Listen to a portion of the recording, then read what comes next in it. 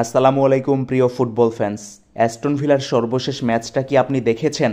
যদি দেখে থাকেন তবে এমিলিয়ানো মার্টিনেজের বিরচিত ট্রাইবেকার কাণ্ড আপনাকে মুগ্ধ করেই ছাড়বে। এমিলিয়ানো মার্টিনেজ আরও একবার ট্রাইবেকারে প্রতিপক্ষকে রুখে দিয়েছেন, কথার লড়াই চালিয়েছেন, 50,000 প্রতিপক্ষের সমর্থকদের সঙ্গে মাঠে একা লড়াই করেছেন। কত শত কাণ্ডই না এই ম্যাচটা দেখলো।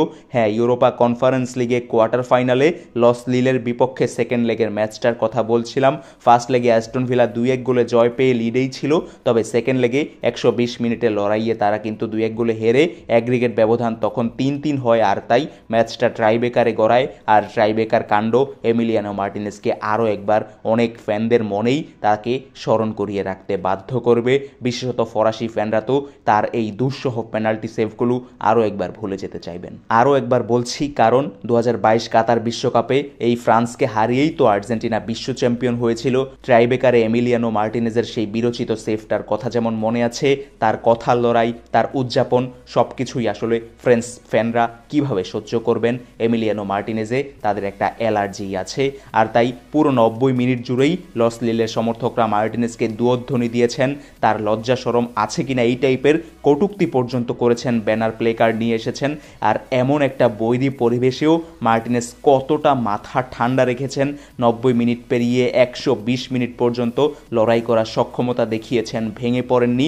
কতটা আত্মবিশ্বাসী একজন গোলকিপার হলে এতটা প্রতিকূল পরিবেশেও মাথা ঠান্ডা রাখতে পারেন, প্রতিপক্ষ প্লেয়ারদের সঙ্গে মাইন্ড গেম খেলতে পারেন, যেটা তিনি ট্রাইবেকারে বরাবরের মতোই করেছেন। যেমনটা করেছিলেন 2021 কোপা আমেরিকার কোয়ার্টার ফাইনালে কলম্বিয়ার এগেনস্টে, এরপর 2022 বিশ্বকাপের নেদারল্যান্ডের বিপক্ষে কোয়ার্টার ফাইনালের সেই বিরচিত সেভগুলো, কথার লড়াই, সবই তো আমাদের মনে আছে।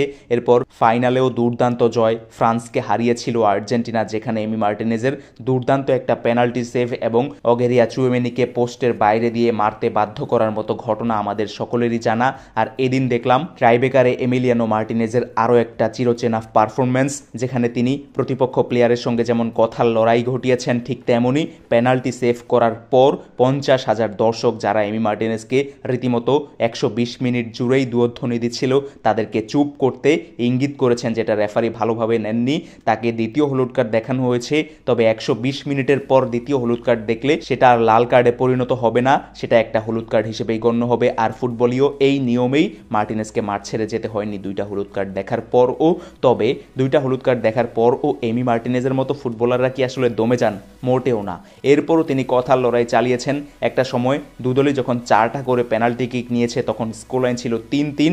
এরপর অ্যাস্টন ভিলা 5 নম্বর শটে গোল করলে লস লিলের ফুটবলার 5 নং শটে পেনাল্টি যখন নিতে এসেছেন, তখনও এমি মার্টিনেজ তাকে বোলিং করেছেন, কথার লড়াইয়ে মনোসংযোগে বিঘ্ন ঘটিয়েছেন এবং সফলও হয়েছেন।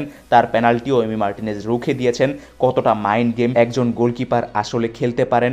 নিজের ফুটবল ক্যারিয়ারে সর্বশেষ 5টা ট্রাইবেকারে এমিলিয়ানো মার্টিনেজ হারেননি, এটা একজন গোলকিপারের জন্য রেকর্ডের মতোই, তাই নয় কি? এমি মার্টিনেজের বিপক্ষে ফুটবলাররা, স্ট্রাইকাররা ট্রাইবেকারে মুখোমুখি হতে সাম্প্রতিক সময়ে যে ভয় পান, তাকে এড়িয়ে যাওয়ার চেষ্টা করেন, সেইটাও এই ম্যাচে দেখলাম। সবকিছু মিলিয়ে ট্রাইবেকারটা বিবেচনা করলে এমি মার্টিনেজের মতো গোলকিপার সাম্প্রতিক সময়ে ফুটবল বিশ্বে দ্বিতীয় জন নেই। এমি মার্টিনেজের এই বিরচিত পেনাল্টি বা ট্রাইবেকার সেভ করা পারফরমেন্সটা আপনার কেমন লেগেছে সেটা নিয়ে কমেন্ট বক্সে আপনার ওপিনিয়ন জানাতে পারেন। আর ফুটবল উইথ নাসিম চ্যানেলে প্রথমবার আসলে চ্যানেলটা সাবস্ক্রাইব করে আমার পাশেই থাকবেন।